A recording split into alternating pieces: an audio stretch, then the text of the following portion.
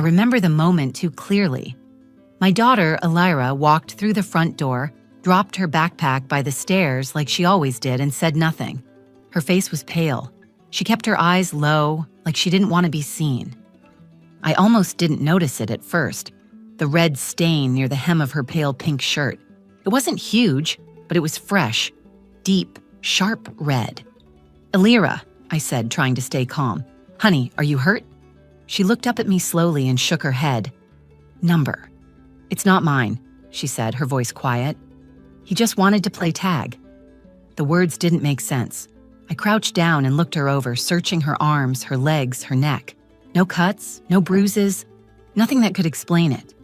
"Elira, who's he?" "The boy, from the hallway," she said. She wouldn't say anything else.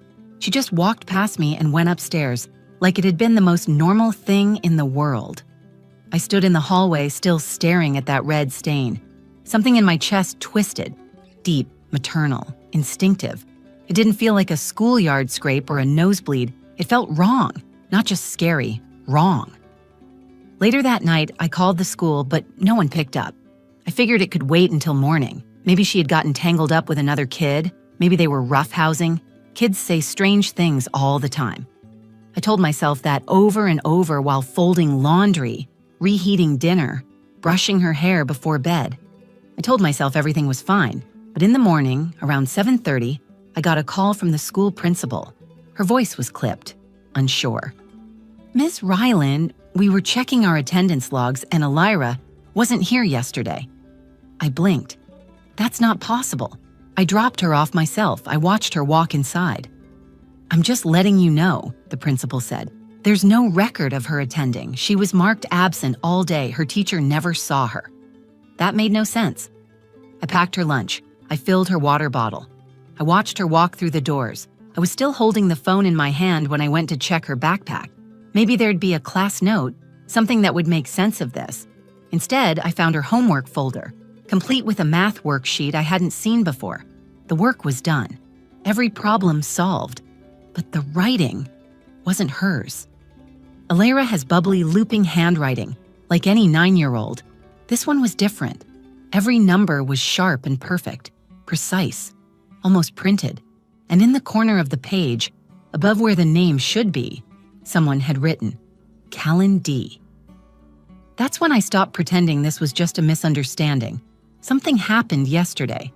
My daughter was somewhere, and it wasn't her classroom. Our mornings were usually calm.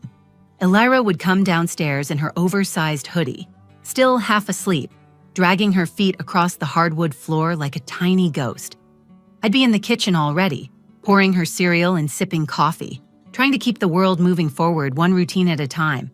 We lived in a 2-bedroom ranch house in Autumn Creek, just outside of town. Quiet streets, porch flags in the wind, kids on scooters in the afternoons. After the divorce, I picked this place for the silence, for the space to breathe. It was just the two of us, me and my daughter, and we made a home out of the emptiness. Elira is 9. She loves watercolor painting, storybooks about animals that wear tiny coats, and asking questions about everything. Her imagination has always been vivid, sometimes worryingly so, but she's gentle, curious, and incredibly sensitive. She cries during commercials if the music sounds too sad. She gets overwhelmed by loud voices. I've always tried to protect that softness in her, even when the world didn't seem to care about preserving it. Every weekday, I'd walk her to the school gate. I worked from home as a medical transcriptionist, so my schedule was flexible. I always made sure she got inside before heading back. Most mornings, she'd give me this little half-wave as she disappeared behind the front doors of Whitlock Elementary. That Tuesday morning was no different. The sky was gray but not stormy. There was a light wind tugging at her backpack straps. She waved. I waved back. Then I went home, refilled my coffee, and got back to work. There were no warning signs, no screams, no phone calls, not even a strange text. By all appearances, everything about that day was normal. Around 3:10 p.m., I heard the front door creak open. Elira stepped in and dropped her backpack like she always did. Her shoes were muddy, which I remember because I had just cleaned the floor the night before. She looked tired and pale. I asked how her day was, and she said, "It was okay," without meeting my eyes. Then she went upstairs. It didn't click at first. I was in the middle of sorting emails for a clinic in Phoenix and barely looked up. I didn't see the blood until I passed the stairs and spotted her shirt hanging halfway out of the laundry basket. That was when everything shifted. But before that moment, I didn't know anything was wrong. That evening, I watched her quietly as we sat at the kitchen table. She wasn't talking like she normally did. No silly stories, no questions about outer space or jellyfish or what dreams are made of. She just pushed her mashed potatoes around the plate. At one point, I asked her if everything was okay. She nodded, said she was just tired. Looking back now, I keep wondering how I didn't notice sooner. She had been different for a few days, more withdrawn. Her drawings had shifted too. The animals she once loved had turned into tall, faceless shapes. One drawing was just a long hallway. Another had her standing next to a stick figure wearing a long gray coat. She told me the boy's name before, weeks ago, but I hadn't paid attention. I was playing tag in the hallway, she had said one night. With who? I asked. With Callen. I assumed he was a classmate, maybe someone from a different grade. She didn't talk about him again for a while, and I didn't push it. I regret that now. It's easy to dismiss things when they don't fit into the rhythm of your life. You assume kids exaggerate or invent friends or play pretend because that's what kids do. But when the blood shows up and the school says your daughter was never even there, those little moments start to feel like warnings you ignored. That night, before the call from the principal, before the handwriting on the homework page, I sat at the edge of her bed and tucked her in like always. She was already half asleep, but I leaned down and kissed her forehead and whispered, "I love you." She didn't open her eyes. She just whispered back, "I didn't mean to go in there." I froze. "Go where, baby?" Her breathing slowed, and she didn't answer. I sat in the dark next to her for an hour, watching her chest rise and fall, wondering what door she had walked through that day. I didn't know yet how far she'd gone. The call came early, just after I'd packed Alira's lunch and sent her off to school. I was rinsing out her cereal bowl when my cell phone buzzed on the counter. The screen said, Whitlock Elementary. I picked it up, expecting a fundraiser reminder or maybe a late field trip notice. Instead, I heard hesitation in the principal's voice before she spoke. "Ms. Ryland, I just wanted to check in about Alira." My stomach tightened. "Is she all right?" "Well, that's the thing. She wasn't in class yesterday." I stood still. "What do you mean?" "She was marked absent for the full day. Her teacher assumed she was homesick." I blinked.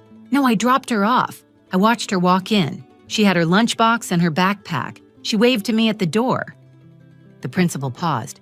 "We've reviewed the front entrance footage. She's not on it." I gripped the edge of the counter. "That's impossible." "I'm just sharing what we found," she said gently. "We're going to keep checking, but for now we need to know, are you sure she was here yesterday?" I didn't answer right away. I couldn't. My mind had started racing. I had signed her reading log the night before. She had been sitting right there on the couch, legs tucked under her, pencil in hand. But something was gnawing at the back of my mind. When the call ended, I went straight to her backpack. It was still where she'd left it the day before, slouched against the banister. I unzipped the main pocket and pulled out her homework folder. Inside was a worksheet I hadn't seen before, a full page of multiplication problems, all correct. But the handwriting wasn't Alira's. Her writing is round, a little wobbly with uneven spacing between numbers.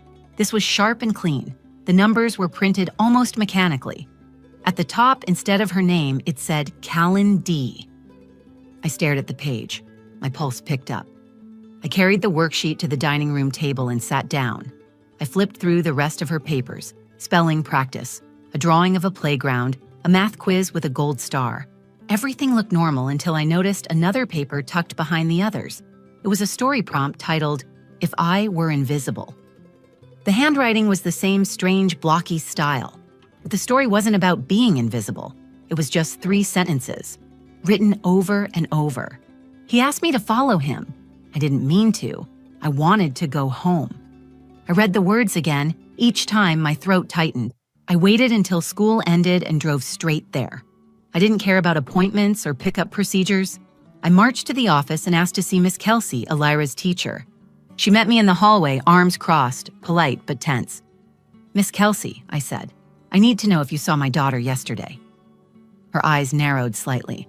"Miss Ryland, Elira hasn't been in class for 2 days. She came home. She had homework. She said she was playing tag with a boy in the hallway." The teacher's brow furrowed. "What boy?" "She said his name was Callen. She said he wanted to play tag." Miss Kelsey took a step back. "Callen Dorsey? Is that a student here?" "No," she said slowly. "That name. It's from a story the older kids used to talk about. Callen was a boy who died here, years ago. He used to sneak into the East Wing during recess. That section's been shut down since before I even started."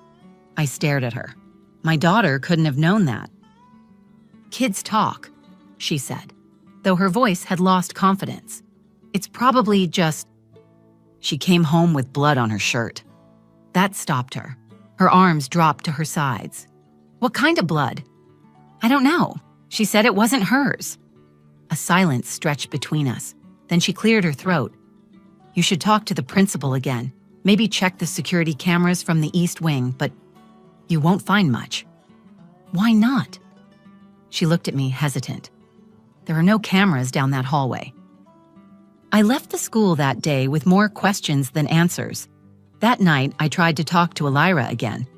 She was curled up in bed, holding her stuffed fox. I sat beside her.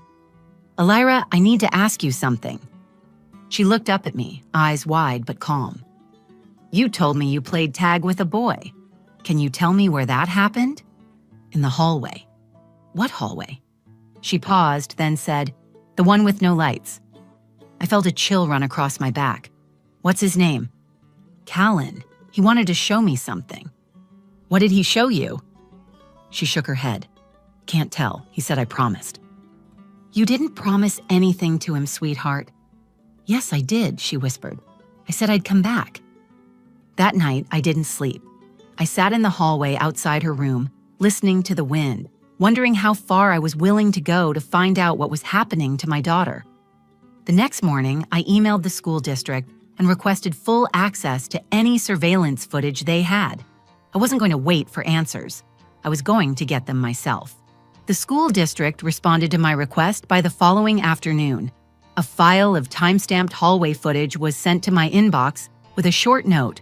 "This is all we have access to from the dates in question. Let us know if you need further clarification." I didn't need clarification. I needed evidence. I opened the first video and scrolled to the morning drop-off window, 7:45 to 8:15 a.m. Students poured in, dozens at a time, but I didn't see Elira. I watched that entire 30-minute stretch twice. No sign of her. The next clip showed the hallway near her classroom. The timestamp read 8:13 a.m. And there she was.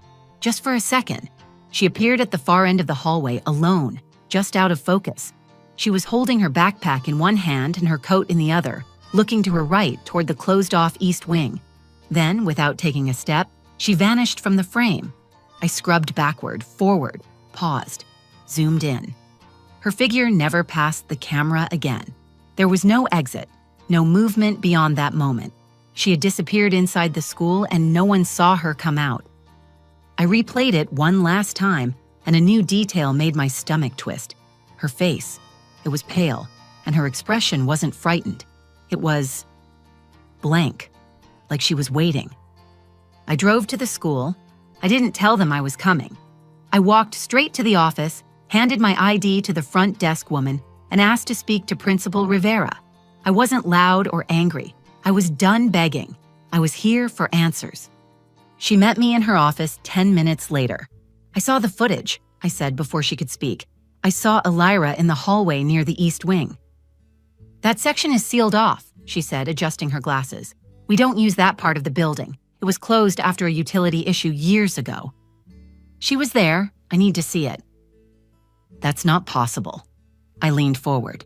"Do you want me to get the police involved?" Her shoulders dropped. She looked tired.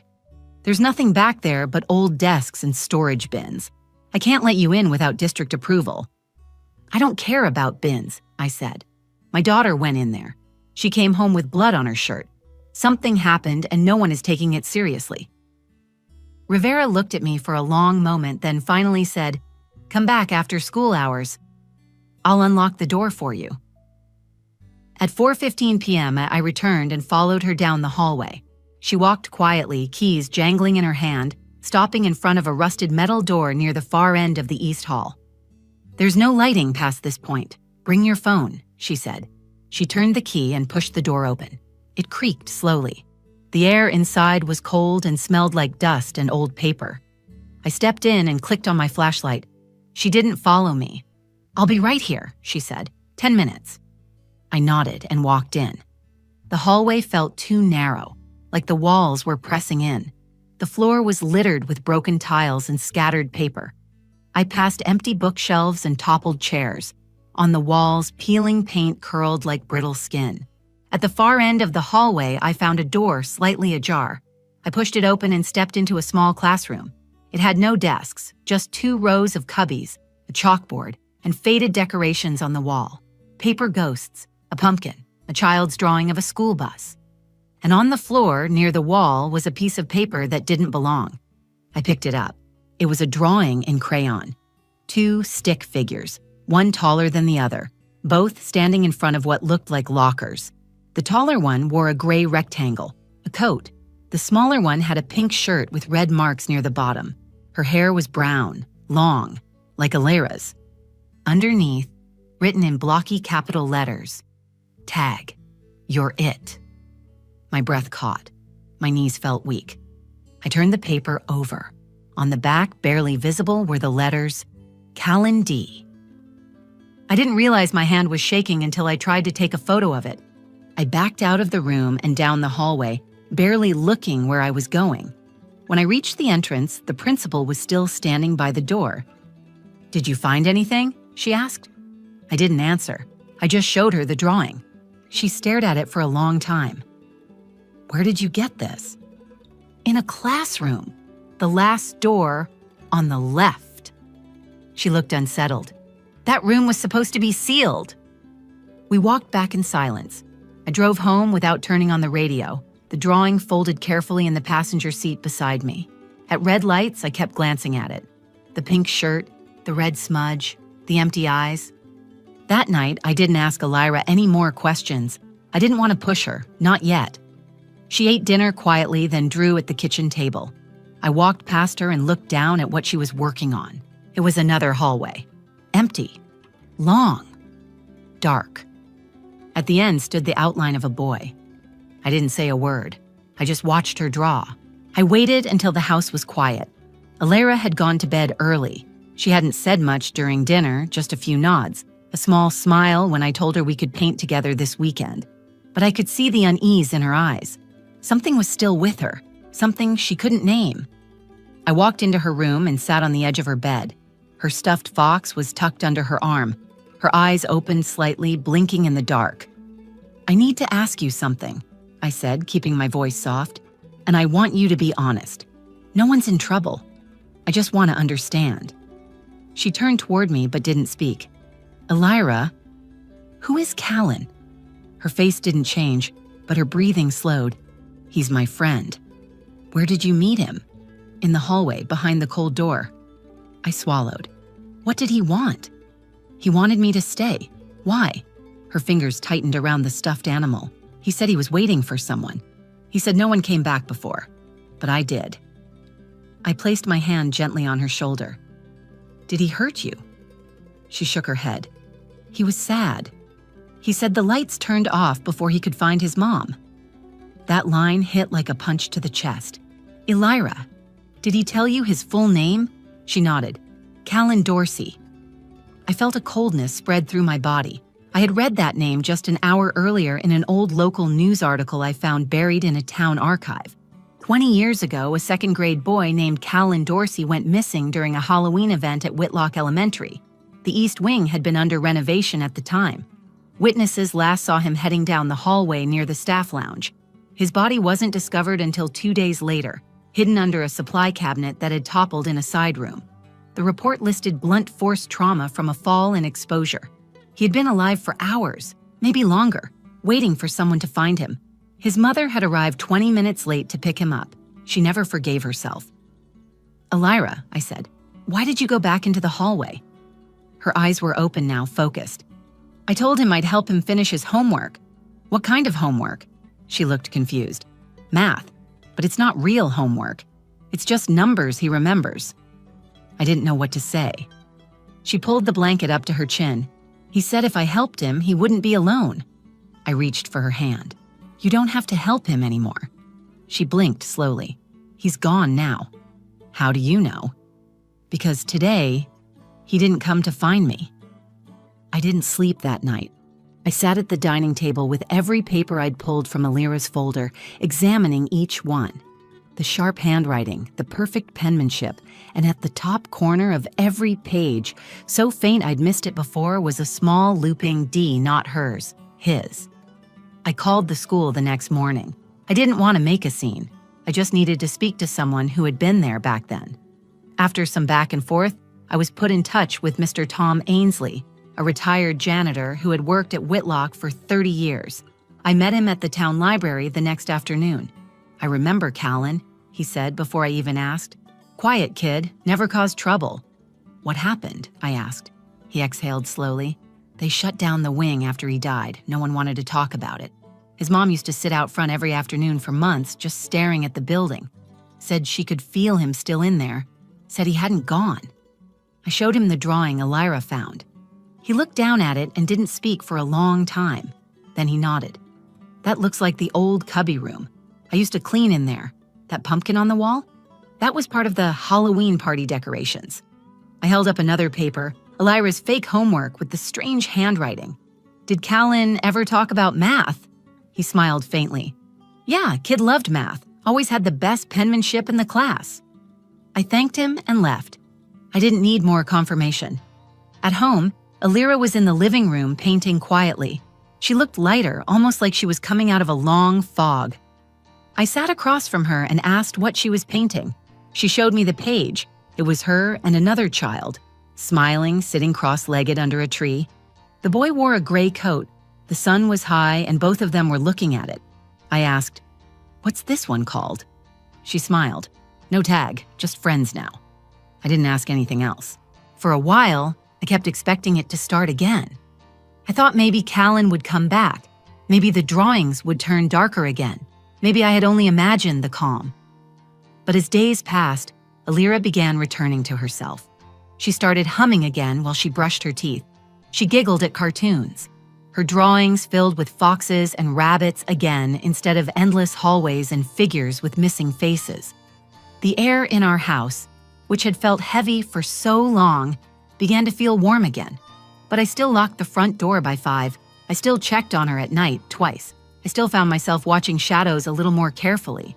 When something like that happens, when your daughter comes home with blood on her shirt and no explanation, the world doesn't go back to normal. You just learn how to live around the shape of what changed. I pulled Elira from school for 2 weeks. I didn't call it a break or a mental health day. I just said we were going to have some time together, just the two of us. We drove to the lake, we painted rocks and fed ducks and baked cookies, and read her favorite books under a blanket on the couch. One night during that break, she asked if she could sleep in my bed. I said yes before she finished the question. While she was falling asleep, I whispered, "You were very brave." Her eyes stayed closed, but she smiled. "He wasn't bad, Mommy, just lonely." "I know," I said, "but it's not your job to keep him company." He didn't want to leave until someone told him it was okay. I wrapped my arm around her and pulled her close. "You told him." That night, she slept deeper than I had seen in weeks. Eventually, I met with a child psychologist, not because I thought something was wrong, but because I needed someone with training to tell me I wasn't crazy for believing my daughter had met the ghost of a dead boy. The therapist listened carefully and asked the right questions. In the end, she told me Elira showed no signs of delusion or confusion, just sensitivity, empathy. Some children, she said, have a way of being open, like antennae catching signals most of us can't pick up. I didn't need a clinical term. I believed what I had seen, what I had heard, what Elira had shown me in her drawings and her stories and her silence. Whitlock Elementary quietly closed off the East Wing permanently a week later. The principal never called me again.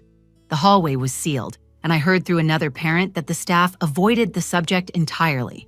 The name Callen Dorsey wasn't mentioned in morning meetings or whispered in break rooms anymore. It was as if they wanted to bury the story for good. But some stories don't stay buried. Some live on through children and drawings and names written in unfamiliar handwriting. Last week, Elira brought home a craft from art class. It was a paper cutout of her and someone else standing under a tree. The second figure was small, round-faced, and smiling. He wore a long gray coat. She taped it to her bedroom wall without saying a word. I stood in the doorway and watched her for a moment. "Elira," I said, "do you still think about him?" She nodded once. "Only when I want to." "Do you think he's okay now?" She thought about it. He found his way out. That's all he wanted. It wasn't dramatic. There was no thunderstorm, no haunting scream in the night, just a child who had been lost for a long time and another child who saw him, heard him, played tag with him when no one else would. I still keep the drawings in a file under my bed, the ones that don't look like Elira's usual work, the ones with the sharp handwriting and the boy in the coat. I don't show them to anyone. I don't feel the need to prove anything. Because this story isn't for skeptics or thrill seekers. It's for the mothers who know when something is wrong before the world does. For the kids who come home changed in ways we can't see. For anyone who's ever felt a presence in a hallway where there should be none. If there's one thing I know now, it's that children see things we forget how to look for. They aren't always pretending. Sometimes they're just telling us what's there, plain as day. And sometimes, when we actually listen, we help more than one child find their way home. If this story gave you chills, if it made your heart race the way mine did when I first saw the blood on my daughter's shirt, then I want to hear from you. Would you have believed her? Would you have known what to do? Let me know in the comments. Your thoughts, your questions, or even your own stories. I read every single one. If you felt something while watching, please take a second to like the video. Share it with someone who loves mysterious stories that are grounded in something real. And if you haven't already, hit that subscribe button and turn on notifications. We tell stories here that make you think, that stay with you long after the screen goes dark. Thank you for being here, for listening, and for believing that sometimes the things we can't explain are the ones worth telling. Until next time, stay curious, stay safe, and listen closely. You never know who's still trying to be heard.